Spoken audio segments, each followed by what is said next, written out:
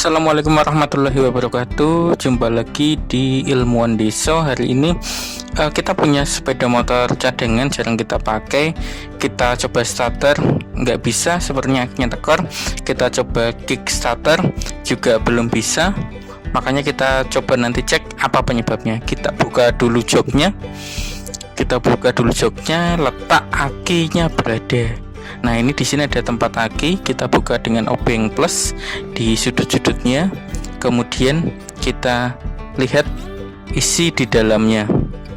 Nah, ternyata ada aki di sini dan ada kabel serta terminalnya. Nanti kita lihat di dalamnya itu ada terminal apa saja. Apakah positif negatif saja atau ada terminal yang lain. Nah, di sini ternyata ada dua terminal negatif yang terbuka itu, kemudian yang ada tutupnya karet merah itu adalah positif. Sekarang kita coba untuk membuka akinya untuk diambil. Kita coba buka di terminal negatifnya, sama pakai obeng plus juga. Kebetulan saya punya obeng yang agak besar, jadi lebih mudah menggunakannya. Kemudian kita buka yang terminal merahnya, terminal positifnya. Setelah kita kendoni skrupnya, kita buka, ambil akinya. Sebenarnya aki ini sudah bukan aki bawaan, aki yang sudah ganti. Jadi mungkin kondisi akinya kurang bagus sehingga tidak mampu menyimpan arus lebih lama, atau mungkin tidak seimbang, tidak kuat untuk menghidupkan starter sepeda motor tersebut. Nah, ini kita lihat posisi di sini ada sekringnya, ada fuse-nya. Coba kita buka, apakah oke. Kita ambil dulu. Nah, ini fuse-nya. Fuse-nya ukuran 15 ampere. Sekarang kita pasang lagi fuse-nya. Nanti kita fokus ke akinya saja. Kita hanya ingin tahu sistem kelistrikan dan keamanan kelistrikan yang ada pada sepeda motor ini. Ini akinya, ada kutub positif dan negatif. Sekarang kita masuk ke power supply. Ini power supply sudah berapa ya, 10 tahun lalu mungkin, ketika masih kuliah ada power supply biasanya untuk praktik elektronika. Ini power supply merek Lion King Instrument, DC power supply, automatic protection, automatic restoration.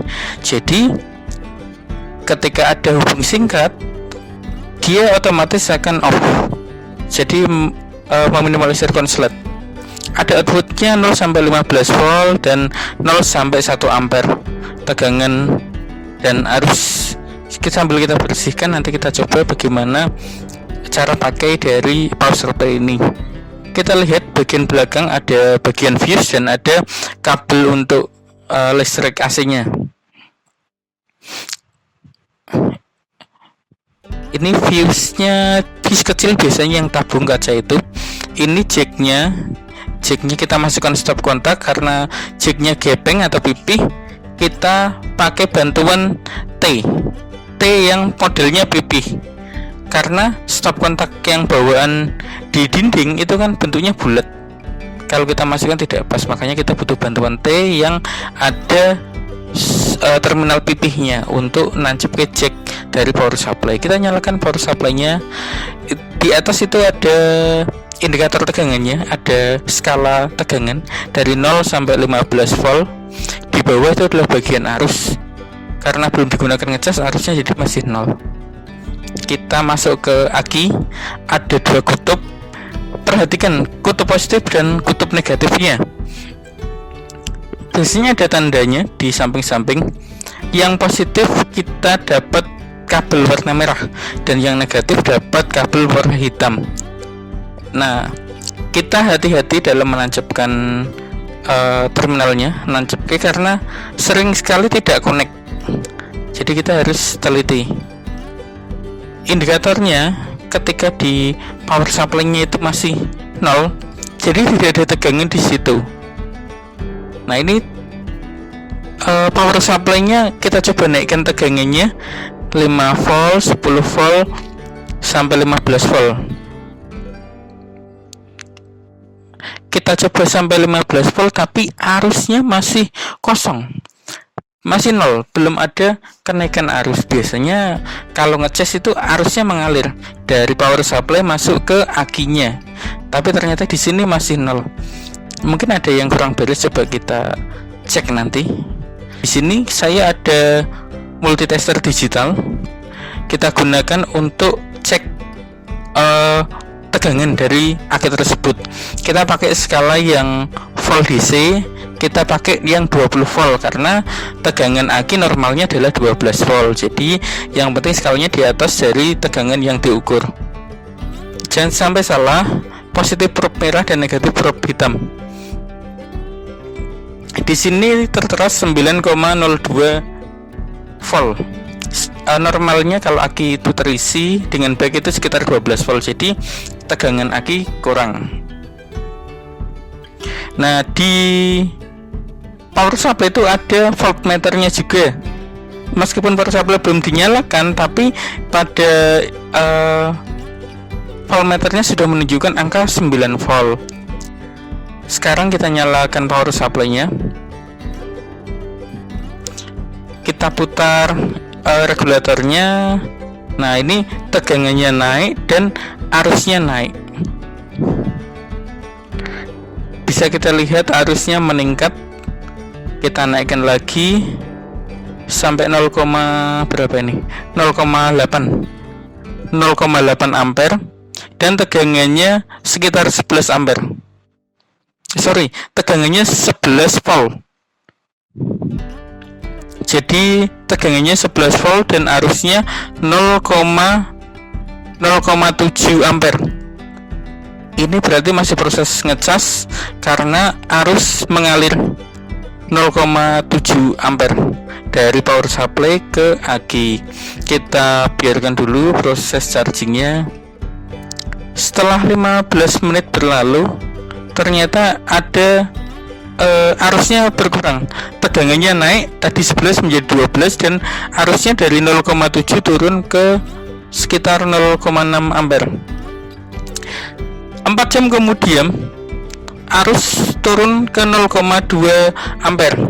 Tegangannya menjadi maksimal 15 volt. Berarti ini ada kenaikan tegangan dan penurunan arus. Arus yang mengalir ke aki. Jadi arus yang di aki sudah mulai penuh sehingga arus yang mengalir menjadi kecil. Sepertinya aki sudah ready untuk kita gunakan. Nanti akan kita pasang ke sepeda motor. Tegangan akhirnya 12 volt dan arusnya 0,01 ampere. Oke, kita coba untuk memasang aki yang sudah dicas ke sepeda motor kita tadi. Kita lepas japetannya dengan hati-hati. Kita buka lagi joknya, kita masukkan akinya. Pelan-pelan, teliti, jangan sampai salah posisinya. Yang merah positif, yang hitam negatif. Saya pasang dulu yang kutub negatifnya. Terminalnya menggunakan obeng plus. Dan sekarang kita ke terminal positifnya. Ingat ada tulah tadi. Sekarang kita coba sepeda motornya. Nyalakan kontaknya. Kontak on, lampu indikator nyala. Kita starter, alhamdulillah.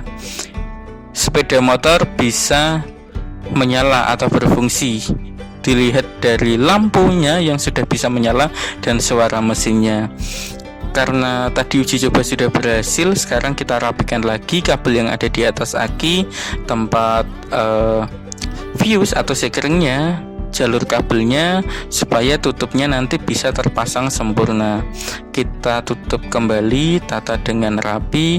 Jangan lupa di skrup lagi. Tadi ada 2 skrup, atas dan bawah. Pakai obeng biar rapat dan tidak mudah dibuka-buka orang lain. Oke, sepeda motor sudah bisa, jok bisa tutup kembali, motor juga sudah berfungsi. Terima kasih sudah menyaksikan video kami. Mungkin teman-teman bisa memberikan masukan untuk video berikutnya apa yang perlu direview atau yang perlu dipraktikkan.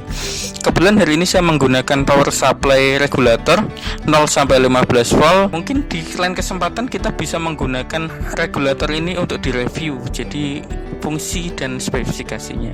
Terima kasih. Wassalamualaikum warahmatullahi wabarakatuh.